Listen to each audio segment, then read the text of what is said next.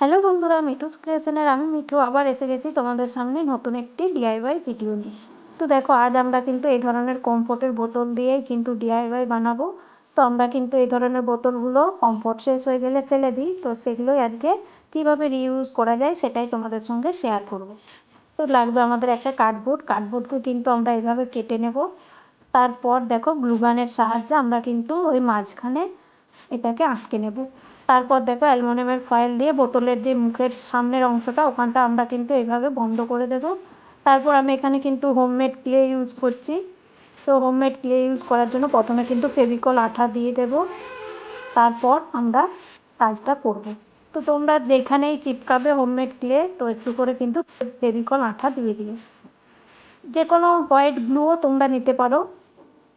তো তারপর দেখো, আমরা কিন্তু এইভাবে ছুরির সাহায্যেই শেপ দিয়ে দিচ্ছি। আমরা কিন্তু এখানে অন্য কোনো টুলসের ব্যবহার করব না। ছুরি আর তুলি, ঘরে থাকা অল্প স্বল্প জিনিস দিয়েই আমরা কিন্তু এই জিনিসগুলি বানিয়ে নিতে পারবো।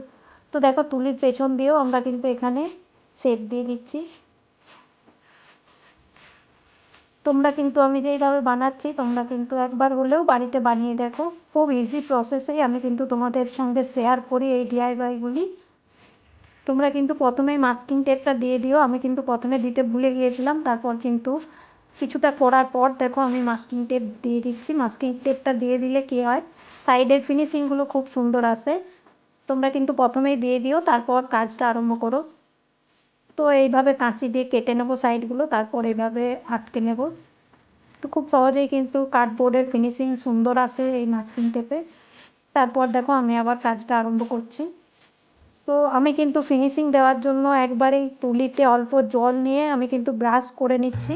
তাহলে কি হয়, আমাদের লাস্টে আর কি কোনো স্যান্ড পেপার দিয়ে ঘষে পরিষ্কার করার দরকার হয় না। প্রথম থেকে কিন্তু ফিনিশিংয়ের সঙ্গেই কাজটা শেষ হয়। সেই জন্যই কিন্তু যেটুকু করবে আস্তে আস্তে স্টেপ বাই স্টেপ করো, আর ফিনিশিংয়ের সঙ্গে করো। তুলি দিয়ে বারবার জল নেবে আর পুরো পরিষ্কার করতে থাকবে। তাহলে কী হয়, যে গুঁড়ি গুঁড়ি ডাস্ট বা নোংরা থাকে সেগুলোও ক্লিন হয়ে যাবে, আর উঁচু নিচু অংশগুলোও কিন্তু সমান হয়ে যাবে।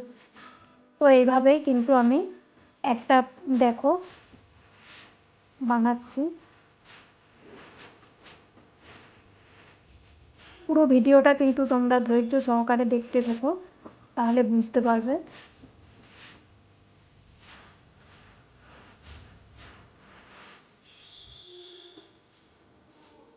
আর আমার এই ছোট্ট ছোট্ট ডিআইওয়াই ভিডিওগুলি যদি তোমাদের ভালো লাগে, অবশ্যই কিন্তু তোমরা চ্যানেলটিকে সাবস্ক্রাইব করে রেখো।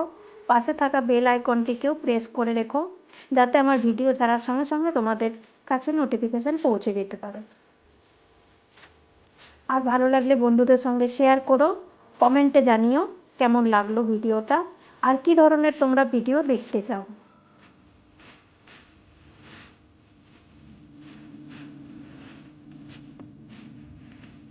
আমি কিন্তু দেখো এখানে পুরো শেপ করে নিচ্ছি। তোমরা কিন্তু তোমাদের মন পছন্দের যে কোনো শেপ বা ডিজাইন দিয়ে দিতে পারো।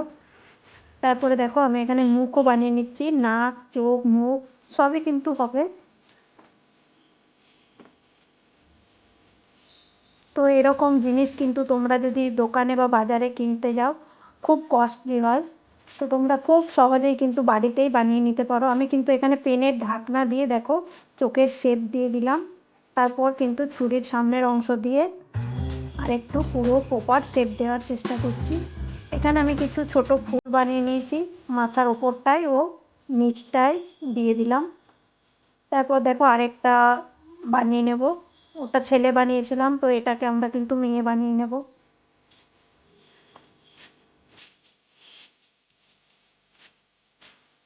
তোমরা কিন্তু ফলো করো আমি কিভাবে ডিজাইনগুলো করছি, কিভাবে আটকাচ্ছি, কিভাবে ছুরি দিয়ে কেটে প্যাটার্ন তৈরি করছি, এগুলোই কিন্তু তোমরা দেখো।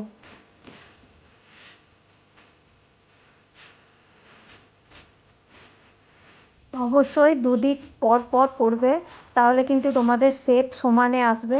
একটা দিক করার পর আরেকটা দিক করে নেবে, তাহলে ছোট বড় হবে না, শেপ প্রপার আসবে।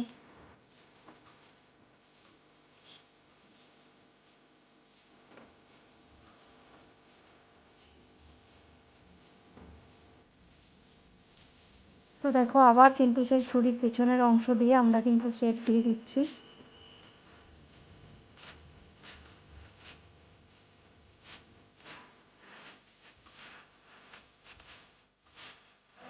হোমমেড ক্লের একটা কি সুবিধা হয়, যেরকম খুশি করে তোমরা জিনিস বানাও বা যত সরু পারো করতে পারো, এটা ফাটেও না, নষ্টও হয় না, ফিনিশিং খুব সুন্দর আসে এই ক্লের। তো দেখো এইভাবে কিন্তু আমরা নাকটাও বানিয়ে নেব।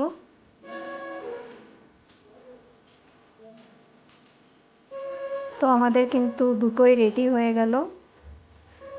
আমরা কিন্তু দেখো এখানে ছোট্ট ছোট্ট বল করে নিয়েছি, তারপর পেনের ঢাকনা দিয়ে দেখো একটু ডিজাইন করে নিলাম। তারপর কিন্তু দেখো এখানে কিছু ছোট ছোট ফুল বানিয়ে নিয়েছি, সেগুলোকেও আটকে দিলাম। তো আমাদের কিন্তু দুটোই রেডি। শুকনোর পর কিন্তু আমরা কালারে আসবো। এক এক দু ঘন্টা কিন্তু আমরা শুকোতে দিয়ে দেবো। শুকিয়ে যাওয়ার পর দেখো আমরা কিন্তু এখানে পোড়ামাটির যেই কালার হয়, আমরা কিন্তু সেই কালারটাকেই নিয়ে নিয়েছি, ডিপ ব্রাউন কালার। কেননা এই সমস্ত কাজগুলো কিন্তু পোড়ামাটির কাজের উপরে পড়েই আসে, সেই জন্য। তো একটা কালার করার পর দেখো আমরা আরেকটা কালার করে নিচ্ছি। তো কালারটাকেও কিন্তু আমরা 1 ঘন্টা আরও শুকোতে দিয়ে দেবো। রোদে রাখার কোনো দরকার নেই, নর্মাল ঘরের টেম্পারেচারেই রেখে দিও, এতেই কিন্তু শুকিয়ে যাবে। দেখো আমার কিন্তু দুটোই শুকিয়ে গেছে। তারপর আমি কিন্তু অল্প গোল্ডেন কালার নিয়ে নেবো এরকম একটা স্পঞ্জের ওপর থেকে এরকম ড্যাব ড্যাব করে দিয়ে দেবো, তাহলে কিন্তু আমাদের পুরো ফিনিশিংয়ের সঙ্গে গোল্ডেন কালারটা দেওয়া হয়ে যাবে। তো এতে কী হয়, লুকটা আরও বেশি সুন্দর লাগে। তো তোমরাও কিন্তু এইভাবে অবশ্যই একবার বানিয়ে দেখো, আর ভিডিওটা কেমন লাগলো অবশ্যই জানিও। ফিরছি পরের নেক্সট কোনো ভিডিও নিয়ে। ভালো থেকো, সুস্থ থেকো, টাটা।